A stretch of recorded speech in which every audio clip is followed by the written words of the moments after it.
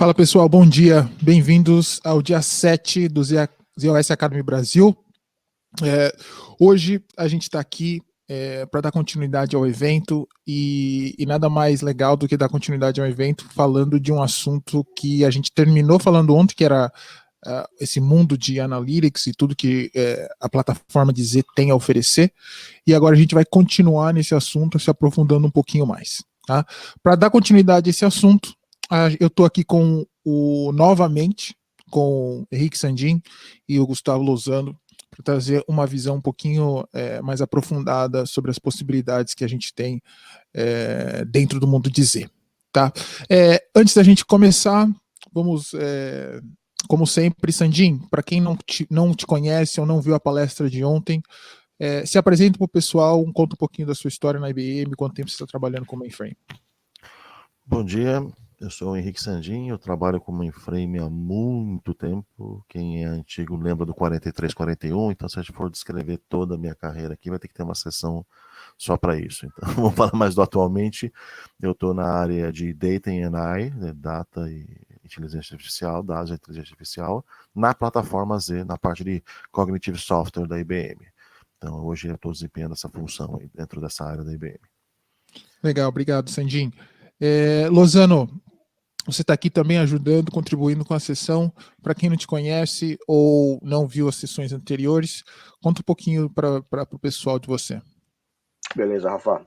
Bom dia, pessoal. Meu nome é Gustavo Lozano. Eu trabalho na IBM há 21 anos, mas tenho muito mais tempo do que isso em plataforma Z. Desde quando não era Z ainda, quando ainda era MVS, S390, enfim. Eu e o Sandin somos do mesmo time, né, de Z Data and AI, e a gente está aqui para tentar trazer para vocês uma nova visão aí de uma solução que se fala bastante aí, tá bom? Volto com você, Sandin. Beleza, vamos lá, Sandin. Bora. É contigo, meu.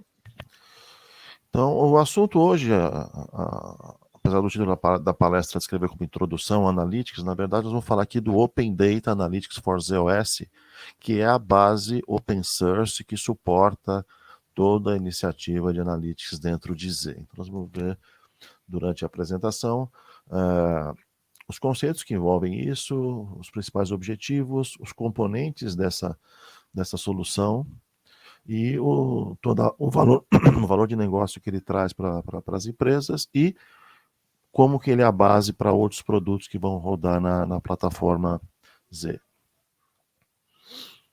Então, a ideia aqui do conceito é, primeiro, ter o Analytics no mainframe traz o que a gente chama de velocidade para o insight. Eu vou poder tirar o insight, que é um dos principais objetivos das estratégias de analytics, é retirar justamente insights das informações, é tornar os dados um combustível principal para as iniciativas, para a vantagem competitiva, para conhecer o meu cliente, para oferecer novos produtos. Então, tudo aquilo que envolve o outcome do analytics, a gente tornar isso mais rápido, fazendo isso exatamente no ponto onde esse dado nasce, que na grande maioria das empresas isso acontece no mainframe, que é justamente onde está o System of Records, o ponto de contato entre o cliente e a empresa. Então a ideia é levar o Analytics para esse ambiente para tornar mais rápida a obtenção desses insights. Esse é o primeiro ponto. O segundo ponto é a economia, porque uma outra estratégia que algumas empresas adotam é tirar os dados que estão no mainframe para explorar o Analytics fora da plataforma, fora do mainframe. Então, o que acontece nessas situações? Existe um custo envolvido com isso. A IBM tem um estudo que para a movimentação de 1 terabyte diário de dados para fora do mainframe, a gente tem aproximadamente um custo de 2,5 milhões de dólares por ano, entre o consumo de MIPS para extrair esse dado, os servidores que eu vou precisar fora do mainframe para suportar o ETL, para suportar a base de dados que vai receber essa informação que está sendo movimentada, e também, claro, todo o software envolvido nessas plataformas. Então tem uma economia em eu aplicar Analytics já dentro da plataforma. Do ponto de vista de flexibilidade, porque eu vou estar próximo, vou ter como acessar com bastante flexibilidade as informações que estão sendo geradas dentro do mainframe, com a flexibilidade de estar com a mesma tecnologia que está disponível no ambiente distribuído, que é todo o suporte das ferramentas open source que são utilizadas hoje para desenvolvimento de modelos analíticos, de machine learning, de deep learning, etc.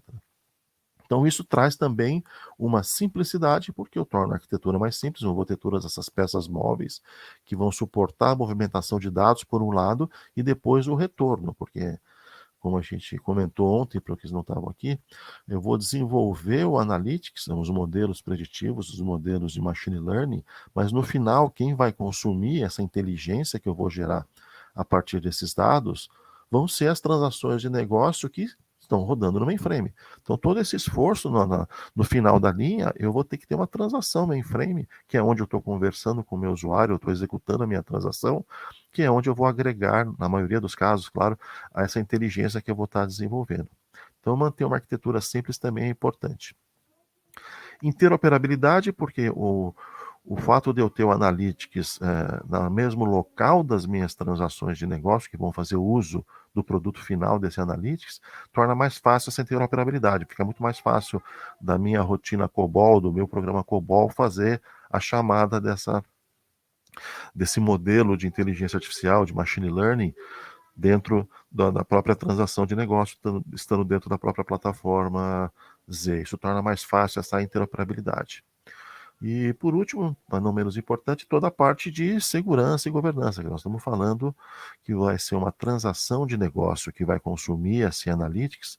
Essa transação de negócio, ela tem um SLA que, inclusive, justificou ela estar rodando nesse ambiente mainframe, por causa da segurança, da confiabilidade, da disponibilidade que a plataforma oferece.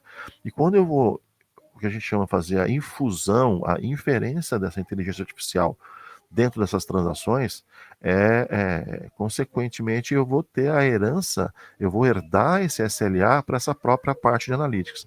Então, fazer isso dentro do ambiente Z vai permitir que eu tenha o mesmo nível de segurança da própria transação de negócio que vai consumir essa inteligência que eu estou preparando, que eu estou construindo. Então, qual que é o principal objetivo do Open Data Analytics para a ZOS? Primeiro é aproveitar o skill que já existe de desenvolvimento de modelos de inteligência artificial, de machine learning, que existe em outras plataformas, trazer esse mesmo framework, que é open source, inclusive, para dentro da plataforma Z. Então eu vou pegar, aproveitar todo o skill que existe hoje em Spark, em Python, em Anaconda, e aproveitar isso apenas mudando a plataforma. Eu vou deixar de estar utilizando essas tecnologias, esses frameworks, numa plataforma distribuída e passar a utilizar isso dentro da plataforma Z sem nenhuma diferença funcional. Então, do ponto de vista de quem está desenvolvendo, construindo seus modelos, eu vou ter a mesma funcionalidade e muitas vezes o mesmo look and feel que eu tenho na plataforma distribuída. E com a vantagem de abrir esses frameworks para acesso aos dados que hoje estão no mainframe. Esse é um dos objetivos. O segundo objetivo aqui é aproveitar toda a otimização que existe na plataforma mainframe. Então, por exemplo, o Spark é em cima de Java. Então, a engine Java do mainframe é bastante performática. Eu tenho todos os recursos de sistema operacional que me garantem uma execução segura, disponível, resiliente desse código. Vou aproveitar o ferramental da plataforma mainframe, todos os subsistemas que estão em torno disso. Quer dizer, vou ter toda a minha parte de inteligência artificial junto com o meu SIX, com o meu DB2, com todo o suporte de subsistemas que o ambiente ZOS oferece. E, claro, a própria resiliência da plataforma, do hardware, do mainframe. Tá? Isso vai permitir abrir os horizontes para novas aplicações, novas demandas de negócio sendo atendidas também dentro da plataforma, não pensando somente no transacional, que é o mais tradicional do mainframe, mas expandir isso para novas demandas que envolvem principalmente a parte de analytics. Então, do ponto de vista de componentes, quais são os componentes do Open Data Analytics for ZOS? Nós vamos ter toda a parte de Apache, tá? do Apache Spark, que é a engine, para quem não conhece, o Spark é uma engine de computação em memória. bastante popular para desenvolvimento de analytics, tá? Ela é feita codificada em Java, então já endereça o primeiro ponto que pode ser uma preocupação do cliente, quer dizer, eu vou rodar um Spark no meu mainframe, no meu ZOS, como é que fica o meu consumo da plataforma, o meu consumo de MIPS, o meu consumo de CP. Então, o fato do Spark, o deploy, ele ser construído, está em Java, ele é um workload totalmente elegível para os processadores ZIP. Então, com isso, todo o consumo de máquinas que acontece pelo Spark não entra naquela conta mensal dos clientes de consumo que ele tem com a IBM da plataforma ZOS. Tá? E dentro desse Apache, eu tenho disponíveis para codificação, para preparar, para construir os meus modelos de analytics, as linguagens Java, Scala, Python e R. Tudo isso disponível dentro do Spark, tá? E fora dele, eu tenho também o suporte a Python e R, independente do Spark. Eu posso ter um código Python nativo ou R nativo, sem estar rodando em Spark. Também tenho isso disponível na plataforma, junto com o suporte Anaconda para esses códigos. Então, o pessoal de Open Source sabe do suporte Anaconda para a parte de pacotes, para uma série de outras que ficam no entorno, funcionalidades que ficam no entorno da minha plataforma de desenvolvimento Python e R. Tá? Então também tenho isso disponível, então tenho Python e R no Spark, e Python e R também, vamos chamar assim, standalone, rodando fora da engine do Spark. E por último, esse é um diferencial quando eu comparo toda essa parte de Spark e de Python entre o mainframe e a plataforma distribuída, é essa minha camada, essa parte não é open source, essa camada que a gente chama de Optimizer Data Layer ou Mainframe Data Service, vocês podem ver em alguma publicação uma nomenclatura diferente, mas estão falando da mesma coisa. O Optimizer Data Layer e o Mainframe Data Service oferecem uma camada de virtualização de dados. Isso é bastante importante até para simplificar o meu processo de desenvolvimento. Nós vamos ver em detalhes isso mais para frente, como é que isso funciona.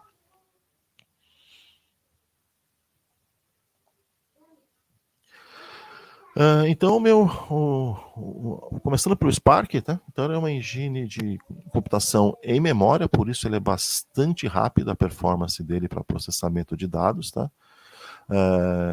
Fácil uso, porque através da linguagem Scala eu consigo trabalhar em um padrão de orientação a objeto, uma fácil programação, e permite que as aplicações sejam rapidamente escritas, não só em Scala, mas também em Java, Python e R, tá?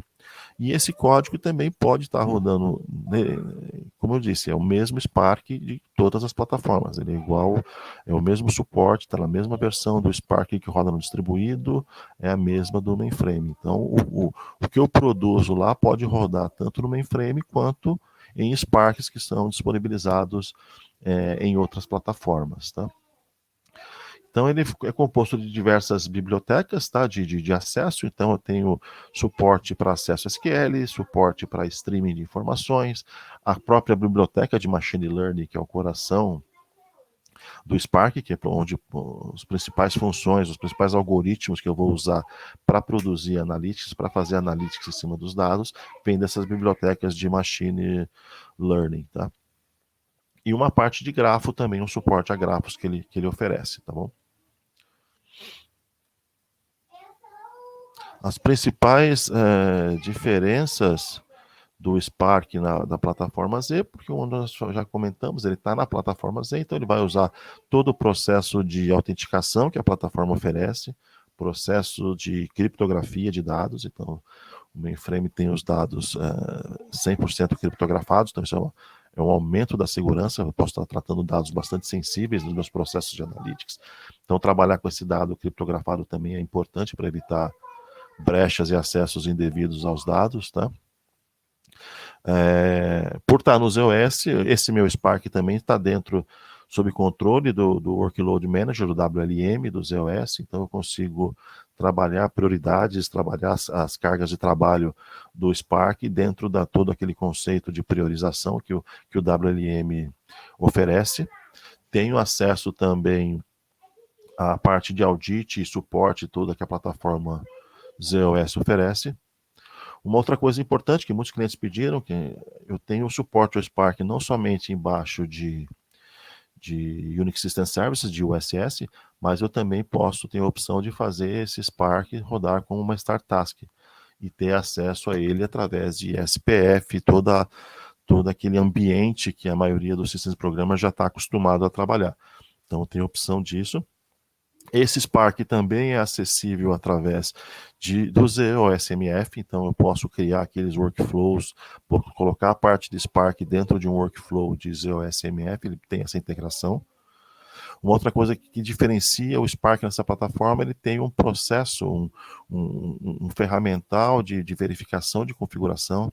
Então, às vezes, muitos problemas que você enfrenta usando o Spark em outras plataformas, esse Configuration Checker ajuda você a isolar e mitigar e resolver problemas nesse sentido. Tá? Python. O suporte a Python é importante porque hoje o Python está se tornando cada vez mais uma linguagem de grande adoção no mercado, está sendo bastante utilizado nas universidades, então é algo que vai em pouco tempo ter bastante mão de obra disponível com skill nessa plataforma em Python para desenvolver data science e atender outras demandas de código, mas é importante ter esse suporte até para atender isso dentro da plataforma e ela também está alinhada a a tendência de mercado, de skill dos profissionais nessa linguagem. Tá?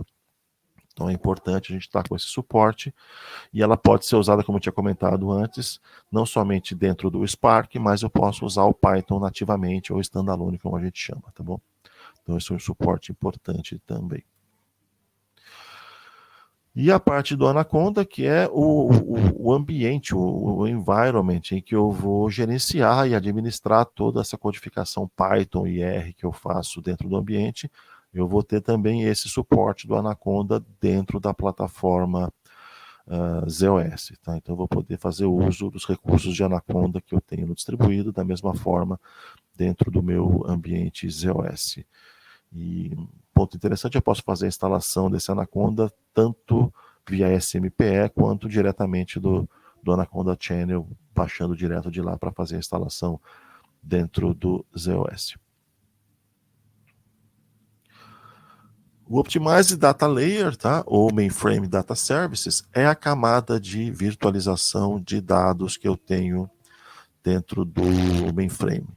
Então, a ideia é que eu consiga colocar todos os data sources que existem dentro do mainframe como se tivessem todos em uma única base de dados, permitindo, por exemplo, que eu possa, num único SQL, estar fazendo join de diferentes data sources dentro do mainframe. Então, eu posso ter, por exemplo, aqui ele cita DB2, Visan, IMS, mas, na verdade, eu tenho uma abrangência muito maior. Eu posso trabalhar também com IDMS, posso trabalhar com Adabas, posso trabalhar com o próprio SMF, se eu quiser criar analytics em cima das informações de comportamento do meu ambiente, utilizando as informações de SMF, eu posso ter um acesso direto e mapear esse SMF, nós vamos ver algumas aplicabilidades disso, tá?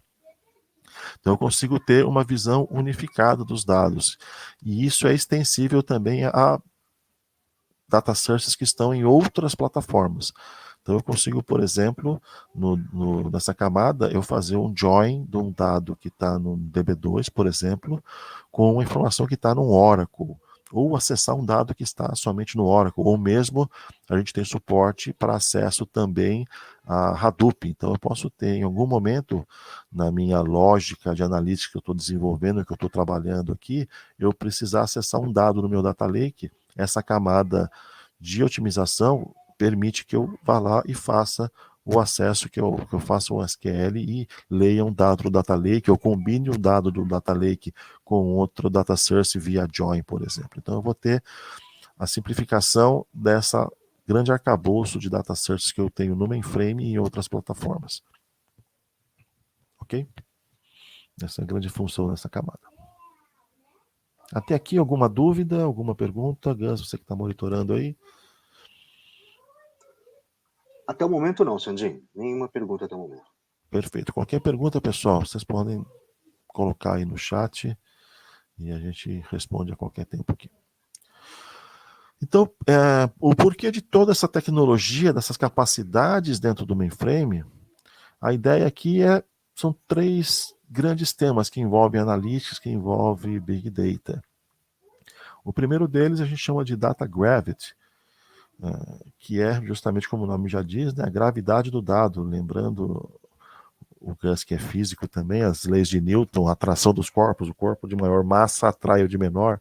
Então, num ambiente desse de analytics, a maior massa está nos meus dados. Então, a ideia aqui é que eu evite a movimentação de dados. Então, ao invés de eu levar os meus dados do mainframe até onde está a minha plataforma open source, os meus frameworks, que essa movimentação é custosa, tem uma exposição de dados, uma duplicação, gera problemas até de governança, de onde veio a informação, de onde não veio, eu faço o inverso, eu levo o Analytics aonde está o meu dado. Então a ideia aqui é que eu tenha todo o meu suporte de Analytics próximo aos meus dados que estão no mainframe, que é onde eles nascem principalmente, e é onde eu posso de repente fazer análise sem os problemas de latência, sem ter que esperar uma movimentação de dados, que às vezes acontece em D-1, dependendo da tecnologia que você usa para essa movimentação, e muitas vezes o que eu preciso tem que ser analisado naquele momento em que o dado nasceu. Então tem muitas demandas que exigem eu aplicar analytics sobre uma informação que no instante em que ela ocorreu, no instante em que ela acabou de ser gerada, que depois ela até sendo persistida, mas o fato de eu não analisá-la no momento em que ela ocorreu, que ela nasceu, eu já perco o porquê, o insight que eu gostaria de tirar em cima dessa informação.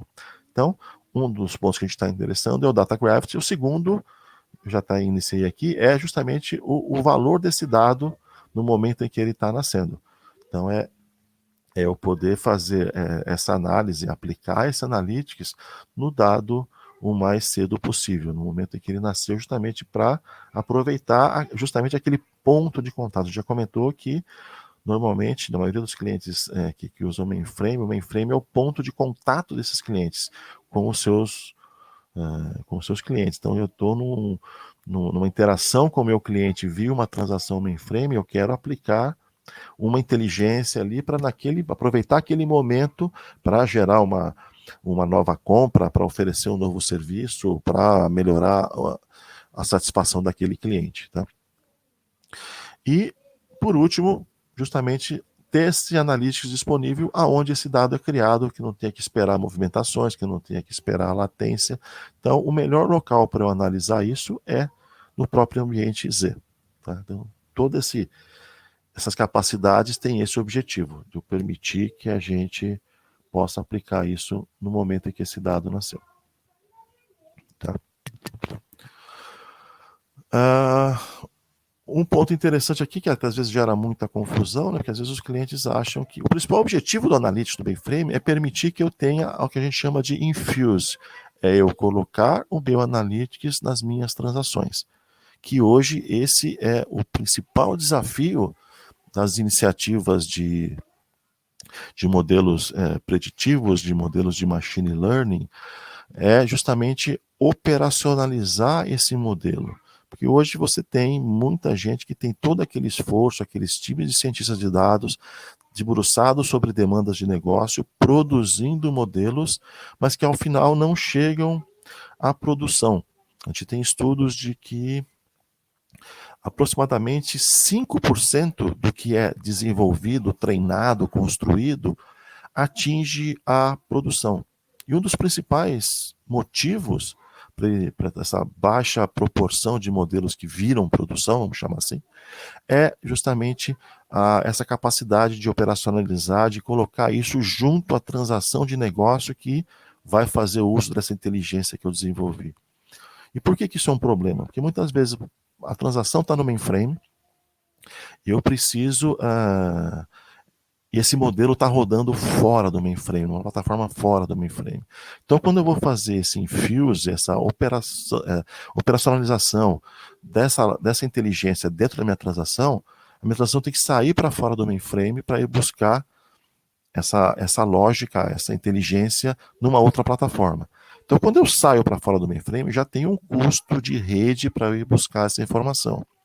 E se nós estamos falando de agregar transação, agregar inteligência às transações de negócio, em transações de negócio no mainframe, nós estamos falando da transação de subsegundo.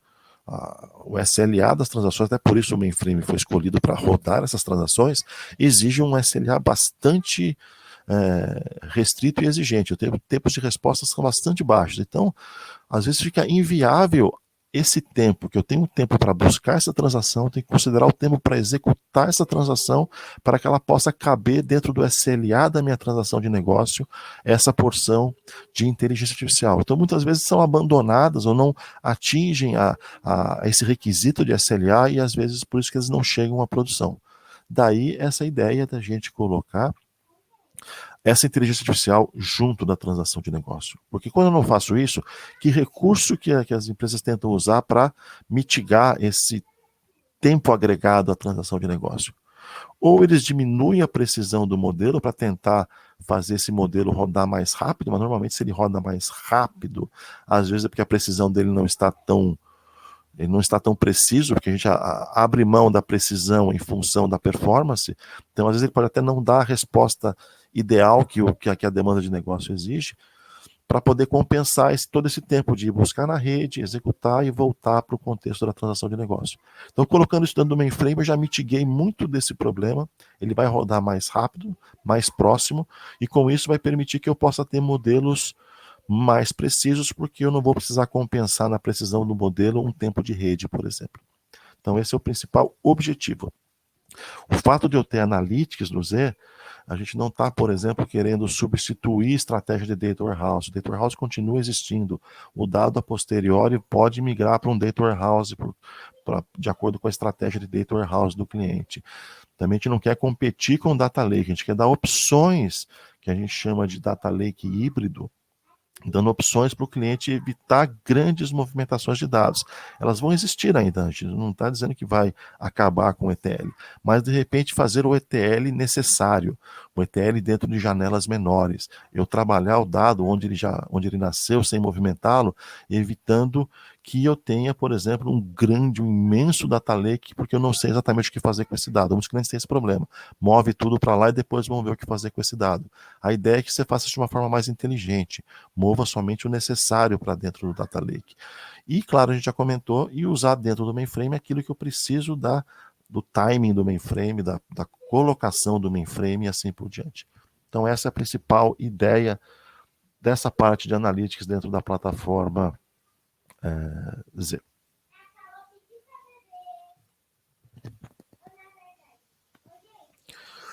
Esquematicamente falando aqui, então você tem aqui todos eles posicionados dentro do mainframe, tá? Então eu tenho o meu Spark aqui, eu tenho o meu Anaconda, o meu Python, a minha camada de otimização, acessando a série de bases de dados, não restritas a essas, apenas para ilustrar, lembrando que tem a Database, que eu tenho IDMS, que eu tenho bases de dados no distribuído e assim por diante. E essa camada oferece interfaces padrão justamente para consumo disso. Então eu posso ter, consumindo esses recursos, eu posso ter front-ends tradicionais de analytics, dashboards, spreadsheets, consumindo isso através até do caching dos resultados que eu possa armazenar dentro dessa plataforma, ou mesmo coisas que vêm da nuvem, e os próprios data lakes consumindo essas rotinas de Spark, até com aquele objetivo que eu comentei de diminuir o que eu preciso movimentar de dados e fazer uso do dado localmente no mainframe, do dado e da lógica de analytics. Né?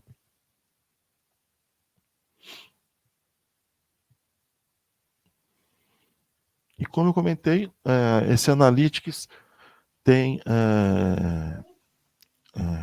base para a construção de outros produtos em cima dele. É uma base, esse Spark, esse Python R, etc.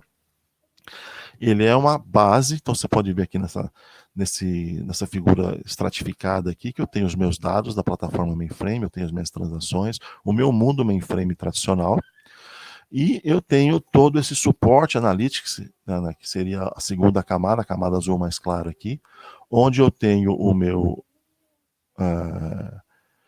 ODA, meu Open Data Analytics for Z, com todo o suporte open source, permitindo que eu interaja com todas essas camadas, inclusive, se eu tiver IDA, ele pode compartilhar os dados com IDA e assim por diante. Então, isso serve como base para eu construir outras soluções.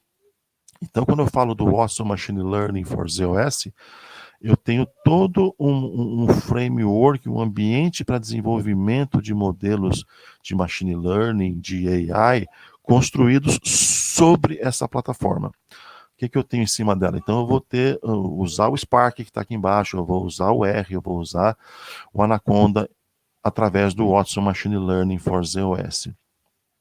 Para quem conhece o Watson Studio, Watson Machine Learning na plataforma distribuída, nós estamos falando exatamente do mesmo produto, só que dentro da plataforma Z.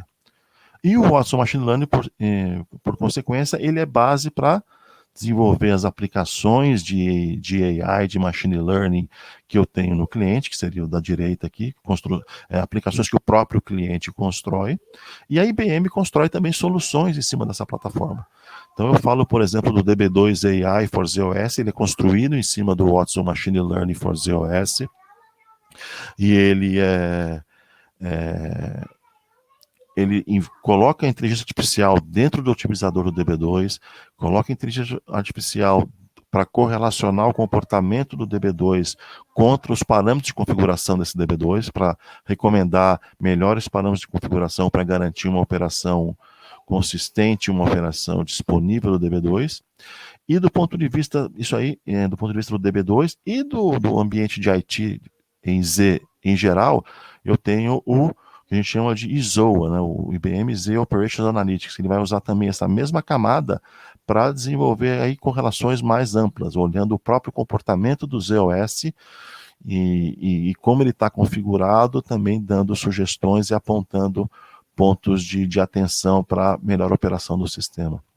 Então, a gente vai estar infusionando AI não somente nas aplicações de negócio, que seria o lado direito aqui, com as aplicações baseadas em Machine Learning, mas também infusionando AI na própria infraestrutura de IT, na própria operação do ambiente Z em si. Tá? Então, é um uso bastante abrangente dessa parte de Machine Learning, de inteligência artificial. Entrando um pouquinho mais no detalhe do Machine Learning para ZOS, tá? Ele é uma plataforma que permite o desenvolvimento de ponta a ponta das minhas iniciativas de Machine Learning. Então, eu posso fazer dentro do ZOS desde a parte de preparação dos dados, entendimento, exploração, em que o meu cientista de dados vai olhar os dados que ele tem disponível, buscando a melhor combinação para atender uma demanda de negócio,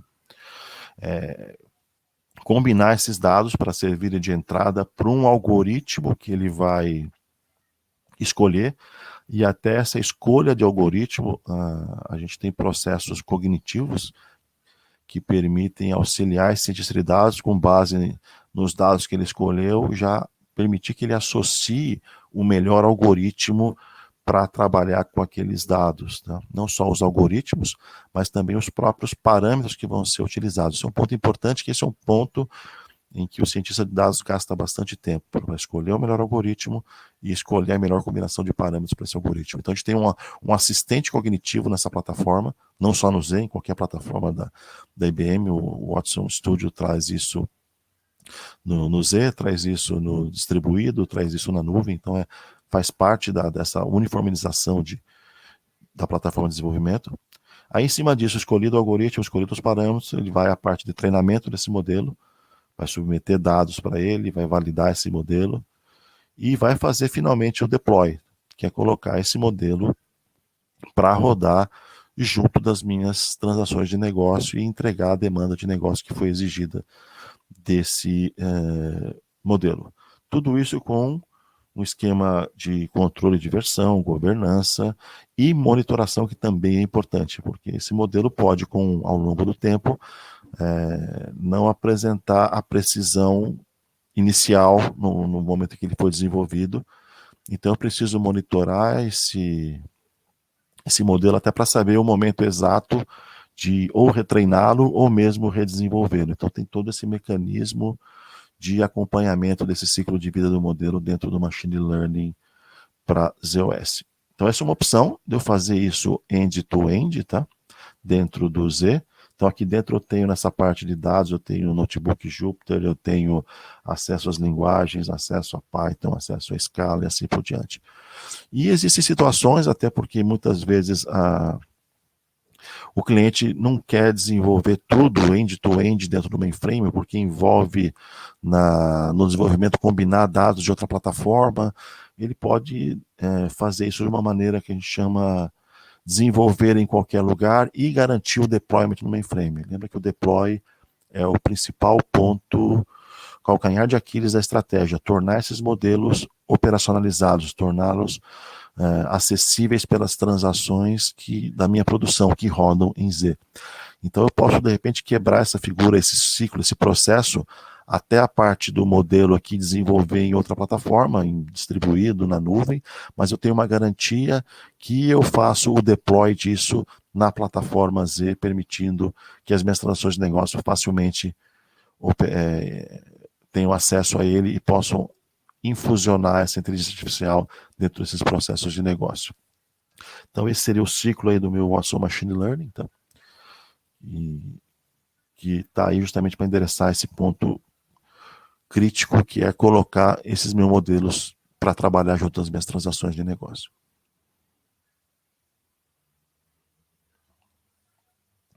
Aí, do ponto de vista de empacotamento, tá, a gente tem um grande pacote chamado IBM Advanced Analytics for ZOS, que combina várias tecnologias dentro dele. Então, entre elas, eu tenho o meu Watson Machine Learning para ZOS, tenho, claro, o meu Open Data Analytics, que é a base de tudo, o meu IZODA.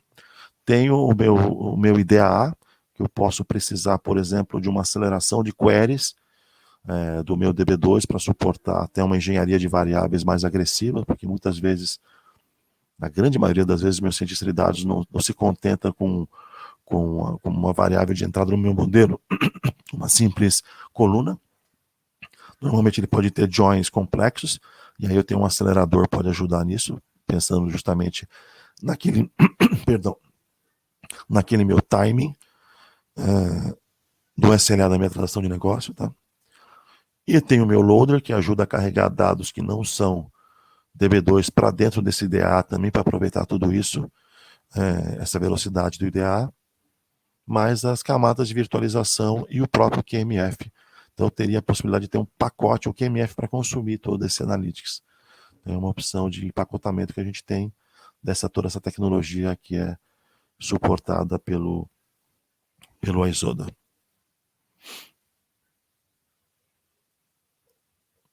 Ok? Então, lembrando, só recapitulando aqui, de novo, o Open Data Analytics é o meu suporte open source dentro do meu mainframe para todas as tecnologias relacionadas a Analytics, Spark, Anaconda, Python, R, e com uma camada de otimização para facilitar, de otimização de acesso aos dados, para facilitar a manipulação dos dados que são necessários para a construção desses modelos, tá? Com o objetivo de ter isso próximo dos meus dados que nascem no mainframe e próximo das minhas transações de negócio, que no final da linha são quem vai fazer o consumo desses modelos de machine learning, desses modelos preditivos. E isso é a base para diversos produtos e diversas aplicações das empresas com base em inteligência artificial e machine learning, tá? A gente não vai ter uma demo, porque a gente vai ter um laboratório específico de Open Data Analytics. O Gustavo quer até passar uma mensagem antes da gente abrir para dúvida, outras questões.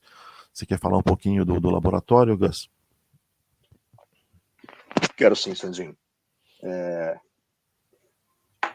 Então vamos lá, pessoal. Apenas lembrando que no dia 13, último dia do evento, nós vamos ter um laboratório exatamente sobre esse tema que o Sandinho comentou nessa apresentação, que é o IZODA, né, IBM Z Open Data Analytics. Vão ser 2 sessões na quinta-feira, uma às 9 da manhã e outra às 10h45, ok? Com intervalo de uns 15 minutos entre as 2 sessões. Em ambas as sessões haverá 2 laboratórios. Lab 1, que é a parte de Spark Scala, e Lab 2, que vai ser a parte de Python com Anaconda. Não há nenhuma relação entre os dois laboratórios, não há nenhuma dependência entre os dois laboratórios.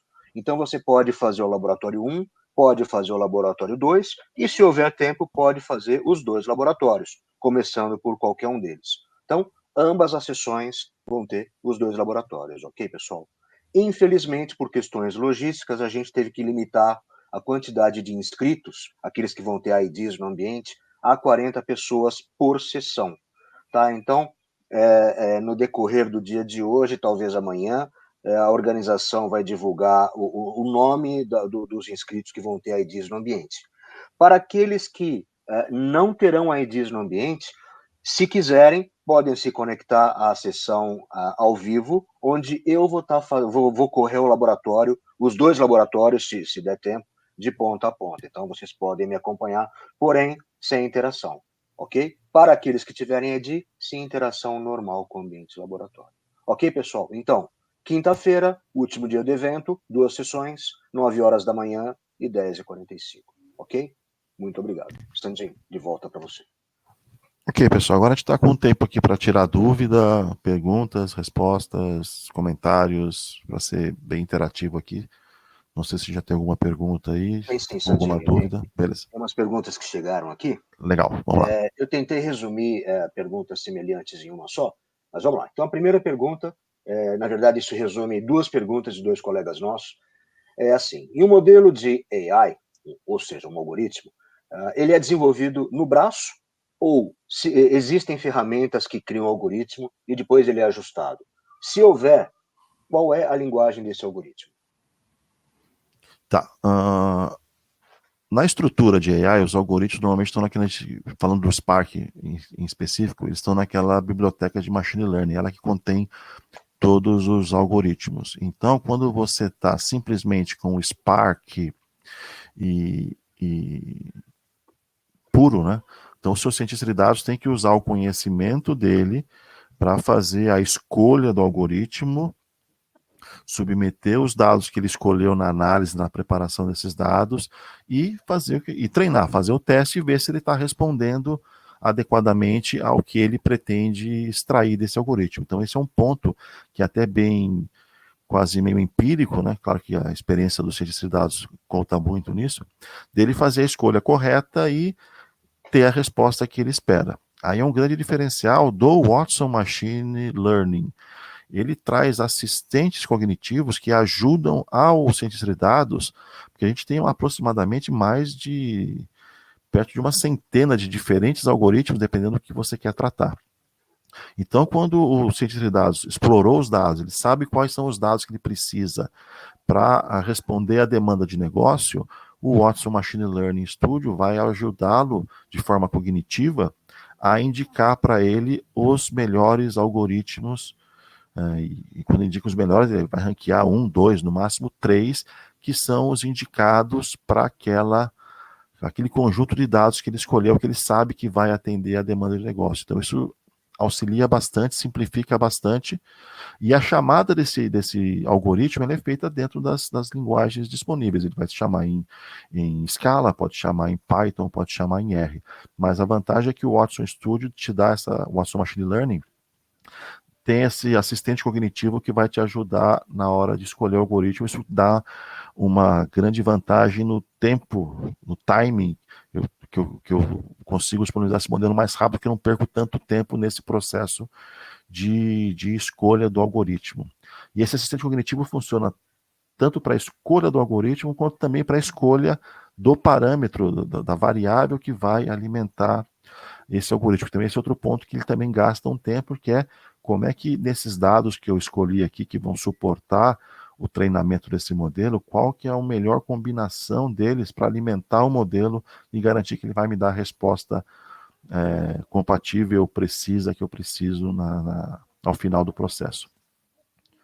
Não sei se respondeu a pergunta do pessoal. Legal, Sandinho.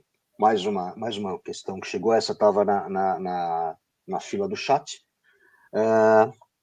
Como fica a instalação, caso seja necessário, de novas bibliotecas? E ele dá um exemplo, né, que no ambiente Anaconda, muitas vezes é preciso instalar algumas bibliotecas de machine learning, E como é que fica essa instalação em ambiente Z? Eu acredito que essa questão, Sandinho, você respondeu naquele slide de componentização da solução, mas passo para você aí. A gente tem um processo natural de, como qualquer software do mainframe, fazer as atualizações, né? Via o processo normal, e a gente tenta acompanhar o que o Apache acaba de liberar, rapidamente já está disponível na plataforma Z para você atualizar o ambiente lá, tá? E especificamente do Anaconda, vocês se recordam? Eu falei que eu tenho a opção de instalar de forma normal, né, via SMPE, atualizar o ambiente, mas eu também tenho a possibilidade de acessar direto o Anaconda Channel. Então, se alguma outra biblioteca, alguma atualização estiver disponível para o Anaconda, eu consigo, mesmo para o ambiente Z, buscar isso direto no Anaconda Channel e atualizar isso, tá? Maravilha, Sandinho. Ótimo. Tem mais duas perguntas aqui. Uma, há casos de sucesso onde o modelo aplicado tenha fornecido insights para resolução de problemas ou previsibilidade para um capacity planning? A gente, falando da parte de capacity planning,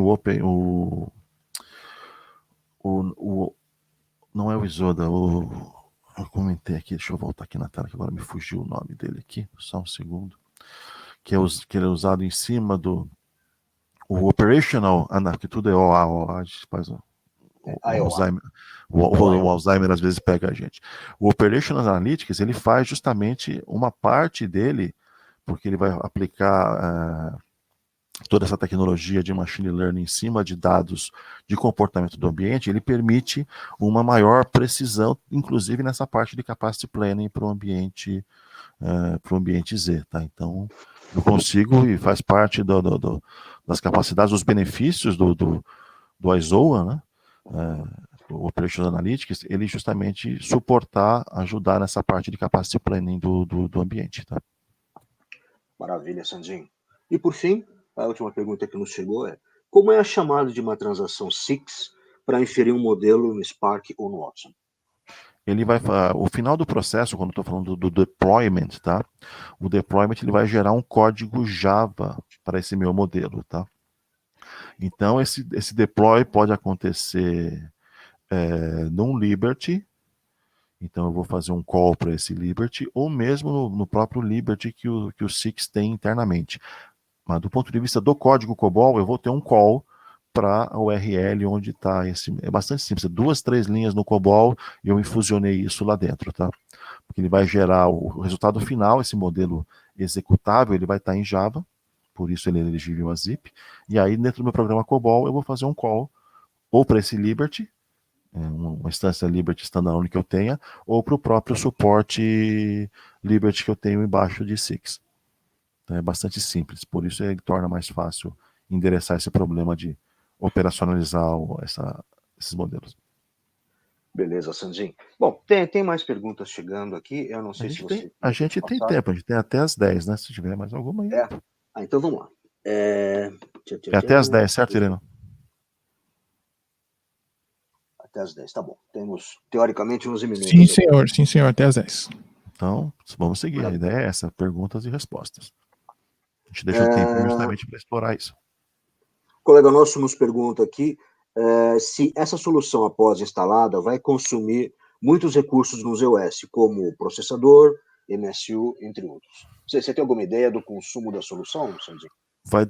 Vamos partir primeiro uma primeira situação em que o cliente está fazendo de ponta a ponta. Então, eu tenho aquela parte de treinamento do modelo, então que eu submeto dados históricos, eu vou aplicar o algoritmo. Essa parte tem um consumo, lembrando que toda a infraestrutura Spark ela é elegível a zip, né? Então, mesmo esse consumo não vai cair na conta, tá? Vai depender muito da resposta que eu queira ter. A gente tem benchmarks de clientes trabalhando com terabytes de dados, conseguindo treinar o modelo em questão de minutos, tá? Consumindo 4 zips e um CP só para fazer a interação com o próprio ZOS, mas o consumo de CP não, como eu falei, é marginal. Então, com 4 zips eu consigo treinar um modelo em questão de minutos, o modelo que está trabalhando com, se eu não me engano, 500 tera de informação. Ele é bastante performático, tá?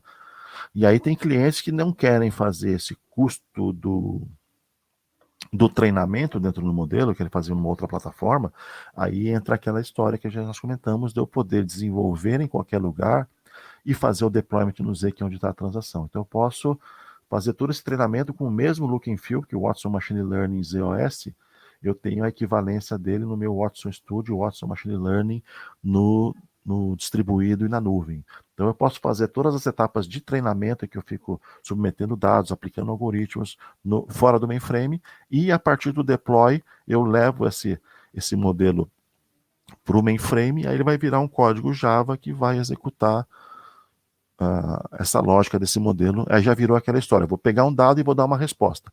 Não é mais aquele processamento massivo, mas em compensação, se eu estou no meu ambiente transacional, a gente tem clientes que estão dando centenas de milhares de transações por segundo fazendo chamada desse modelo, e ele tem uma performance bastante sustentada, então ele responde bastante rápido e sempre com aquela performance rodando em Z. E esse modelo em Z, pronto, o deploy, ele vai, por ser Java, ele também vai cair para ser processado pelo Zip, então não causando aumento de consumo na conta de MIPS mensal que o cliente tem. Beleza, Sandrinho. E a última pergunta que nos chegou aqui, também está na fila de chat, o mainframe também permite nativamente realizar uma modelagem analítica dos dados, ou esses são realizados por outros mecanismos ou ferramentas, como, por exemplo, Optimized Data Layer?